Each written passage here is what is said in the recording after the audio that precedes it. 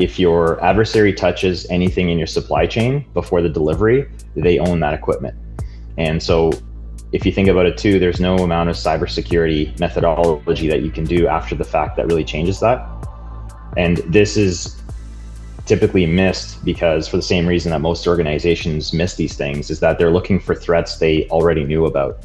My name is Matthew McDonald, the creator of The Service, a documentary series I'm developing that I hope will become the definitive documentary series about Canadian intelligence operations. The war in Iran, or Operation as the Pentagon insists on calling it, is less than a week old, and it's already wreaking havoc throughout the Middle East and has the potential to affect Canada and the rest of the world in a lot of different ways.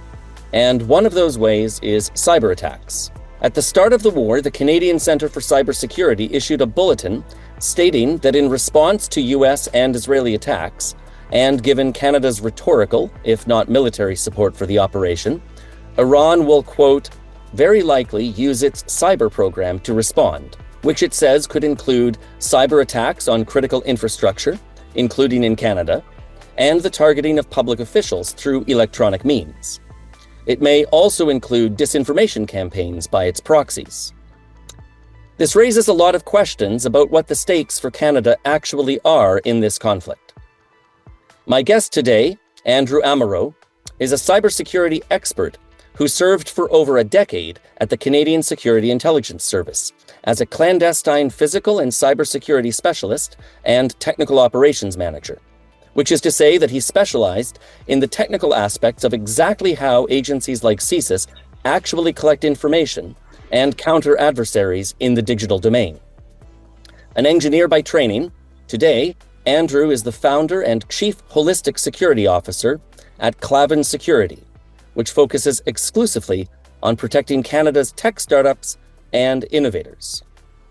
Given everything happening right now with Iran, China, and our shifting relationship with the United States, there may not be a better person to have this conversation with. So, Andrew, thanks for being here. Thank you for having me, Matthew. So before we get going, I have to ask you, what is a holistic security officer?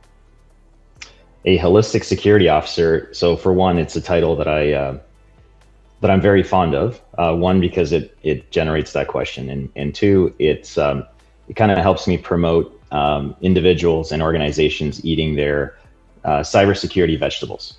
You know, it allows them to look at things holistically, not just in categories like cyber or physical or IoT, or specifically in OT or IT and all of those types of things. It's looking at what is your threat surface and how do you deal with it all. You know, looking at security as being a holistic piece versus something that is siloed and independent of others. Sounds smart. So let's get right into this. There's been a lot of talk about the use of AI, drones, and cyber operations alongside conventional missiles and other military operations in this conflict so far. So I'm curious, are we witnessing something new here?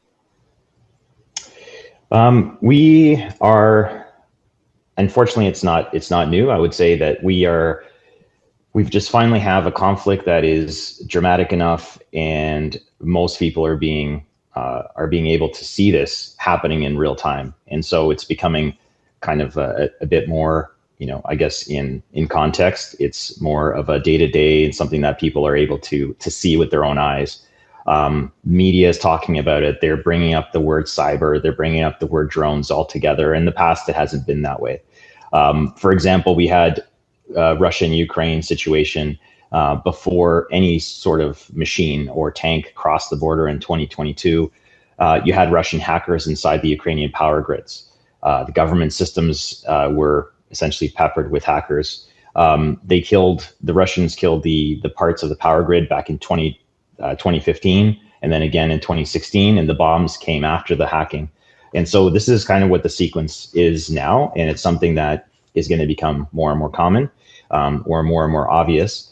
One that's a bit older is the Stuxnet, the famous cyber weapon that's attributed to Israel and US that physically destroyed the Iranian nuclear centrifuges back in 2010.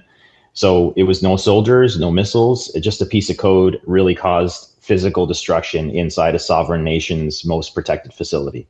which if you let that sit for a second, it's quite significant. And that's why it's so famous or infamous.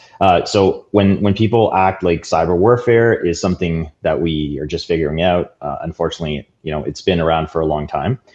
It's unfortunate that we're kind of just talking about it now, but at least better late than never. When I was doing technical operations at CSIS, there's already a playbook where we're preparing against this. You don't launch serious military operations anymore without a cyber piece running ahead of it. You first blind your enemy, and then you cut the communications. You hope that the cameras that are on, in the country or in the place are feeding you and not them. And then the bombs and the hacking are the same story. So that's how it's always been, at least for the last couple of decades. So how did Israel and the US build that kind of deep access inside Iranian infrastructure? Didn't Iran notice?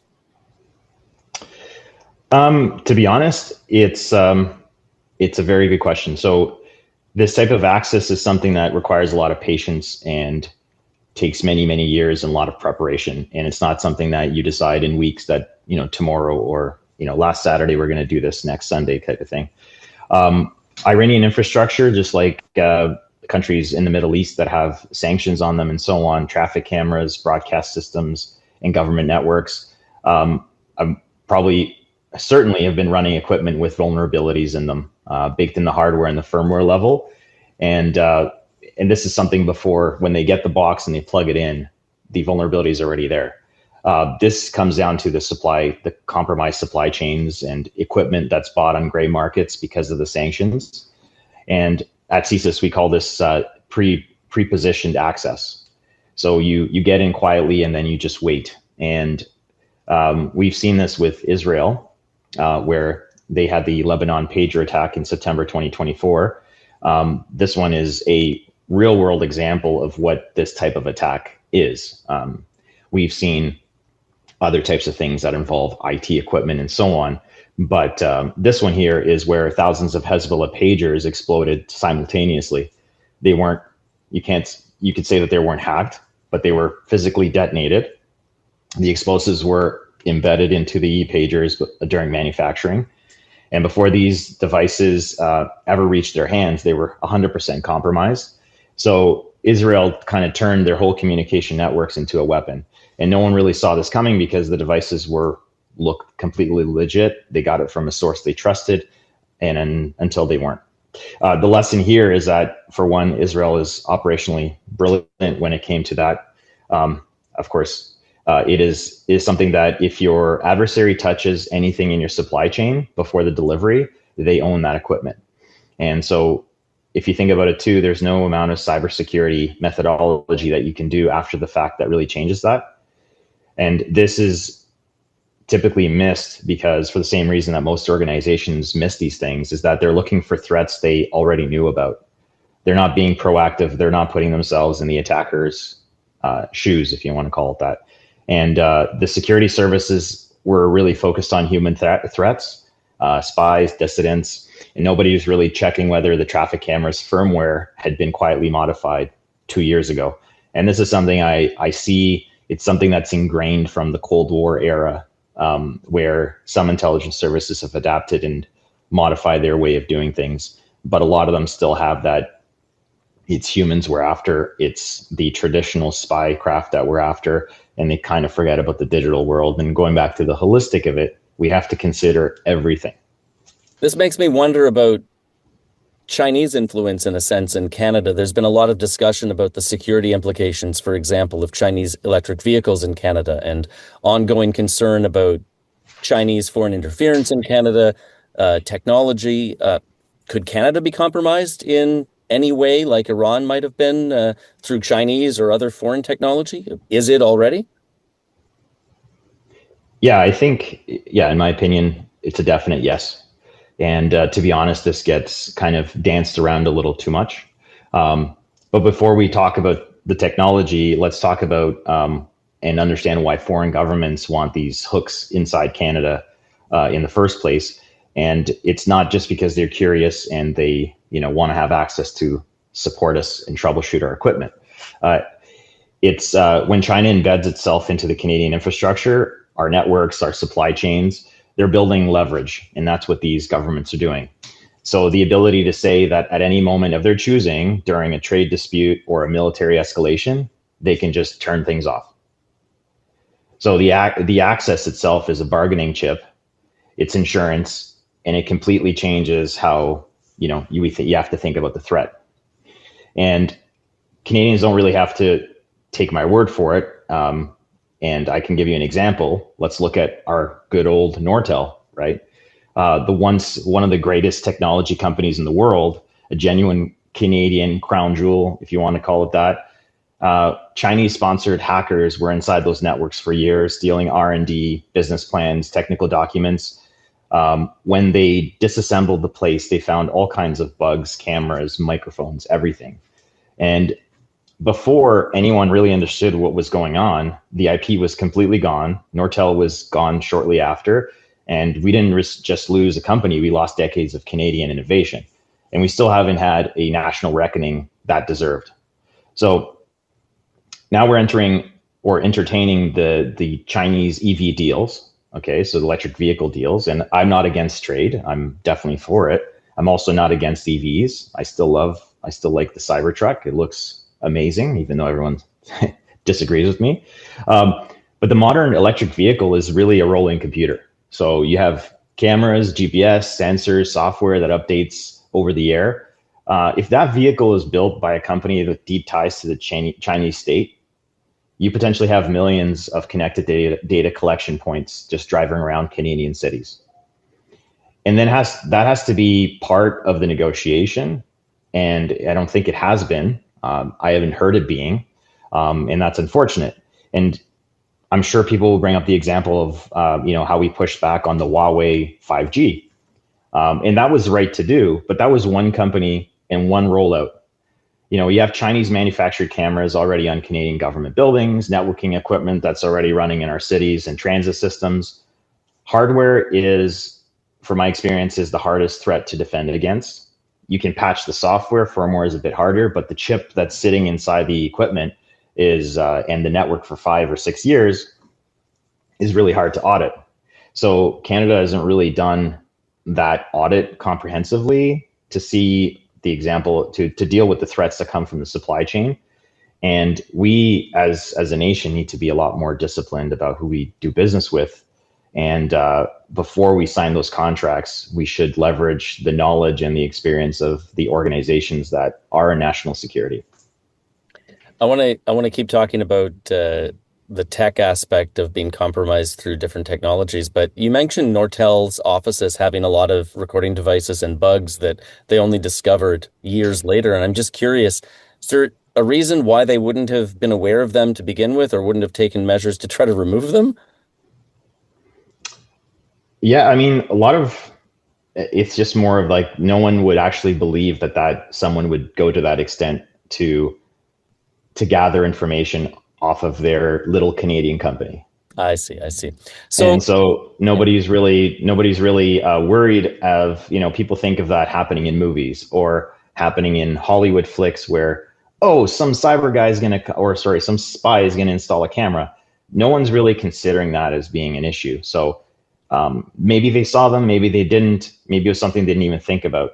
Even to this day, we talk to a lot of organizations and, high net worth individuals that travel on jets and, have their town cars that are shared by multiple people. We always advise them not to talk about things that are, sensitive in those places. You don't know who's listening, and it's a reality. So there's been a big shift into corporate espionage because a lot of money in getting that data, and it's easy to get. And I guess as a technical operator with CSIS, was that something that you were involved with? Yeah, we did some work. Yeah. But not directly with Nortel, of course. We were on the other side. Right. So getting back to the whole technology question, we were talking about Chinese technology. This is kind of a tricky question to ask, but given the shifting nature between Canada and the US, the relationship between Canada and the US, and, I don't know how serious these concerns are, but there's concerns about Canadian sovereignty, for example. Is there an extent to which Canada could be compromised somehow through the use of or reliance on US technology? Like, is that something that should be thought about? I think not just specifically the U.S. I think any other countries or any other states' equipment. I think there's a concern for that. And again, I go back to the supply chain. Years ago, I said supply chain would be one of the biggest threats. It continues to be the biggest threat, and the reason is because once it comes to you sealed, you have no idea what's inside, and so it gives the attackers a lot of room to be creative into what they can place inside without any concern about being found. But yeah, any sort of state that we or any country that we have potentially, let's say even a good relationship, you should always be cautious and always wonder what could they do, to compromise us. And, we've been really good allies with the US, for example, but regardless if you're allies or a known enemy or, a potential enemy state, regardless of your relationship, you should be aware of your surroundings. You should be aware of what you're using and the potential for compromise. So it's something that you shouldn't just blindly accept. And supply chain is extremely important, like I said, because of all of the room it allows for compromise. Yeah, no, I can see that. Getting back to Iran, I don't think there's a lot of Iranian technology that's in use in Canada, but I'm curious what Iranian cyber retaliation might actually look like for Canada specifically in the conflict that is ongoing right now. Yeah, so this is something I've seen in the media quite a bit, which is great that they're bringing it up. It's so Canada isn't directly dropping, let's say, bombs in Iran, and so I wouldn't say we're the direct target in the same way that, let's say, U.S. or Israel or anyone that's doing that. Iran they usually think in layers, for example. So they if they're going to move against a country like ours, they're not going to immediately take down the power grid, because they're going to do other things that are already happening, things that they've been doing for many years. They're monitoring Iranian Canadians, they're tracking dissidents, they're surveilling people who fled the regime, which they've been doing for a while. What they're doing that in on the cyber realm as well, through social media and so on. And that's already been going on. That's more of a cyber operation than a human one.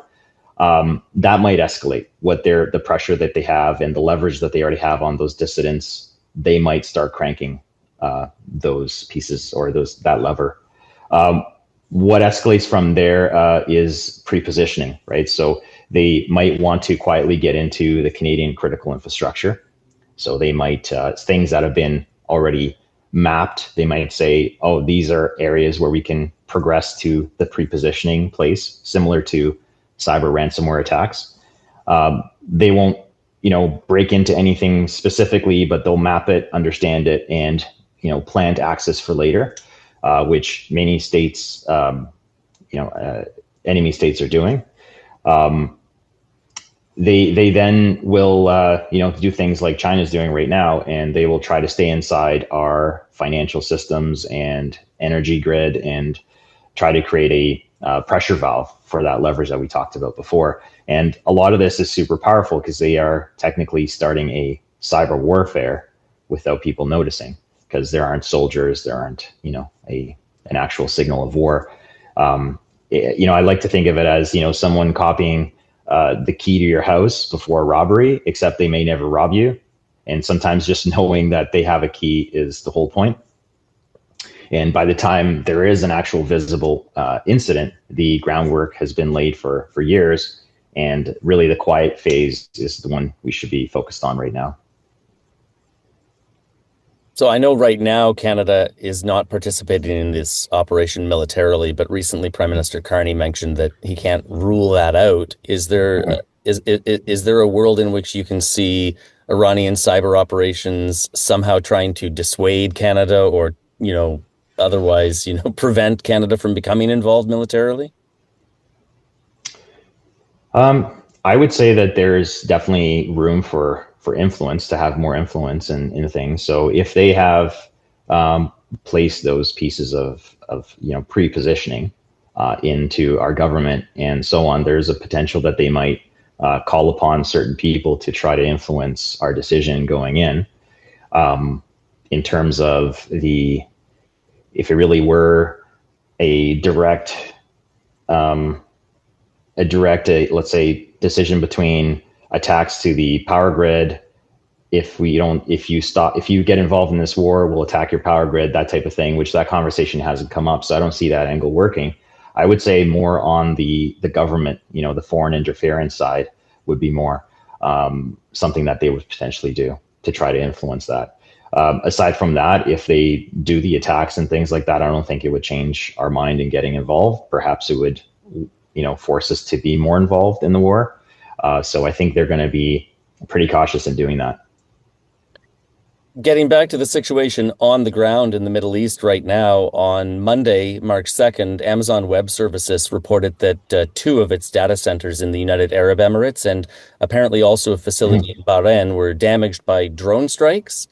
And that took, a bunch of facilities went offline. It caused disruptions to various payment processors, consumer apps, etc.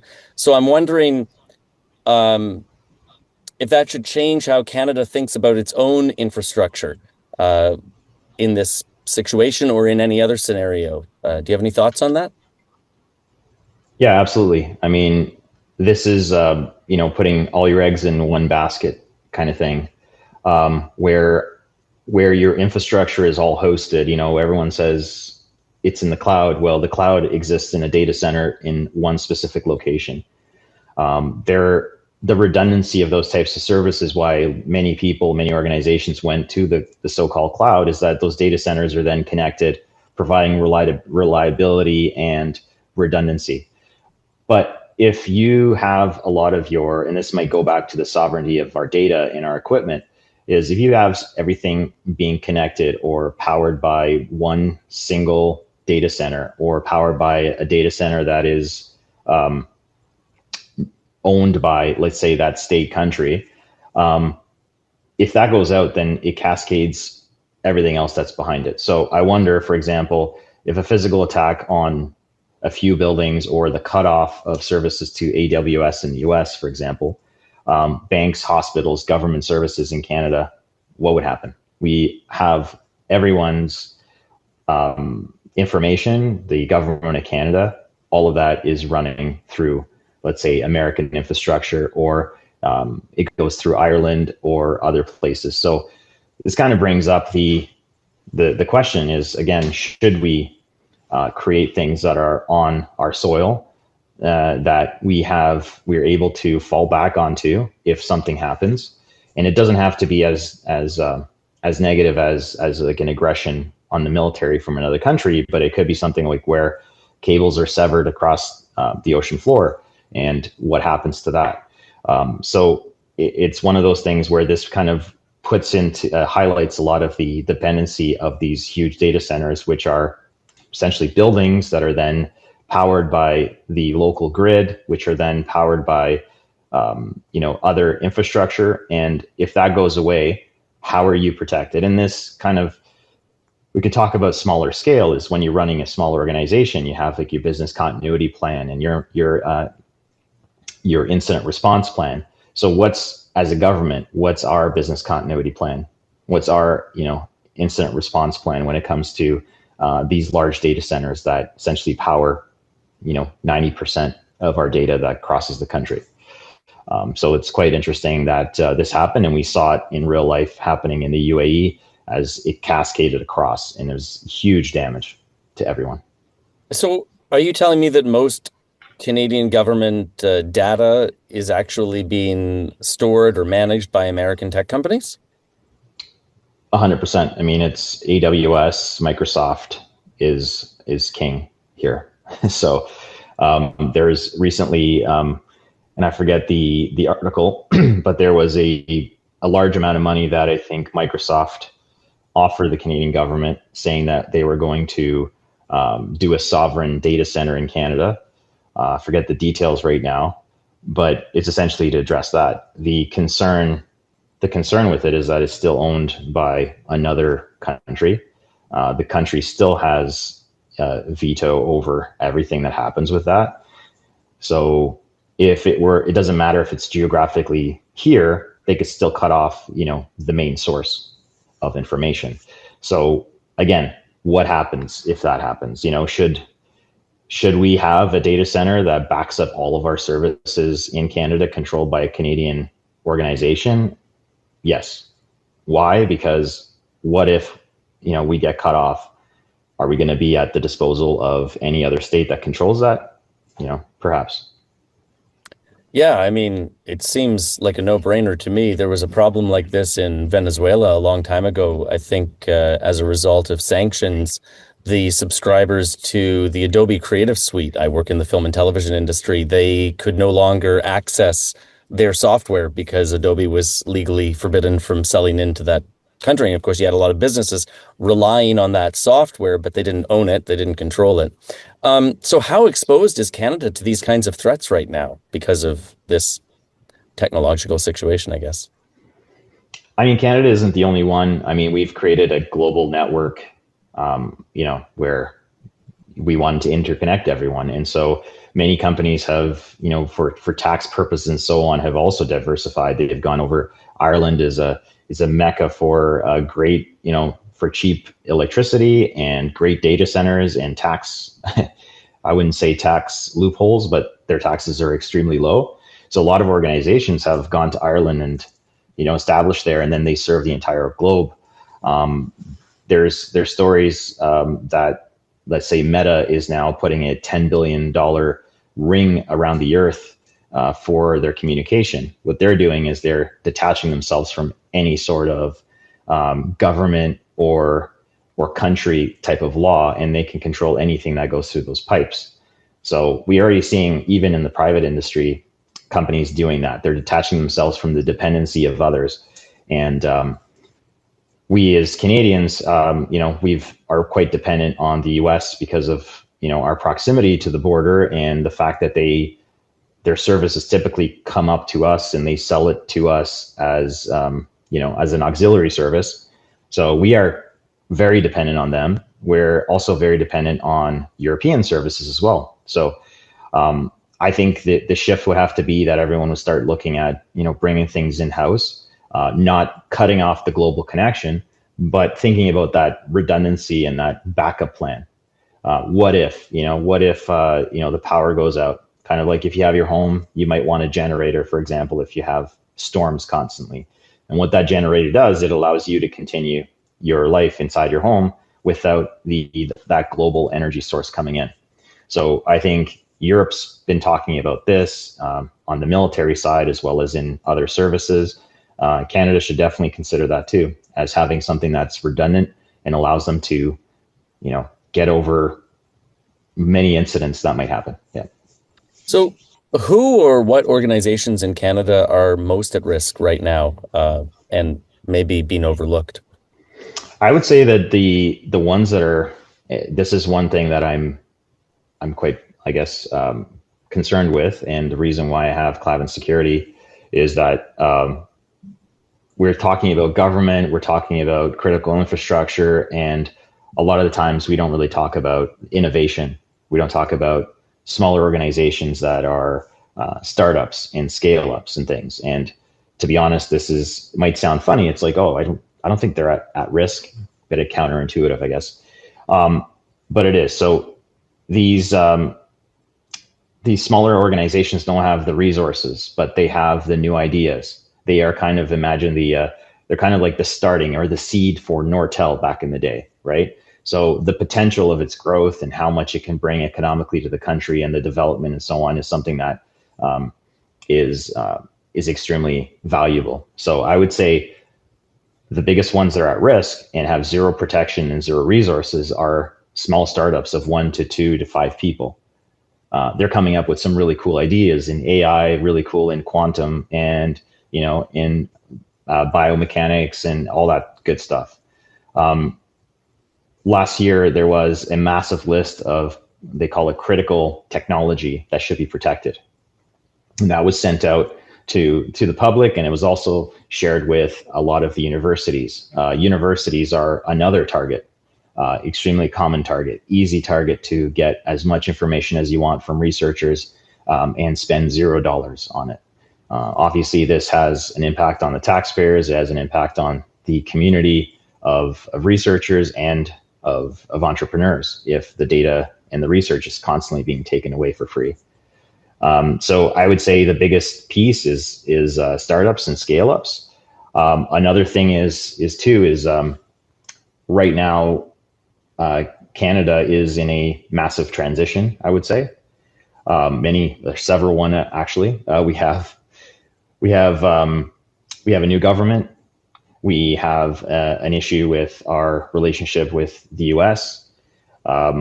We've had our entire national security posture, trade architecture, everything with the U.S. and defense assumptions were built on a stable relationship with Washington. And now that's kind of, in a transition, I would say. We're actively looking for partners, and we're kind of in a rush. This is the prime time to be attacked. There's times where the best times to, let's say, attack another individual or another organization is when they're transitioning, the change of the guard, you would say. So if you're traveling or you're in movement, that's another perfect time. Why? Because you are not in the safety of your organization or the day-to-day of, you're usually changing communication channels, you're usually changing locations, you're changing vehicles, all of that. When it comes to a country, the change in government, the fact that we are looking for new relationships, this like perks up the ears of, I would say, China and Russia, because as Canada's trying to rushing to diversify, they're willing to accept deals that probably they would have scrutinized more in the past. But now from their perspective, they're like, maybe they'll take this deal, and maybe now it's when we make our move. So all of this plus the fact that our technology is kind of unprotected and unaware makes us all a pretty huge target. So is Canada more vulnerable now as a result of the conflict?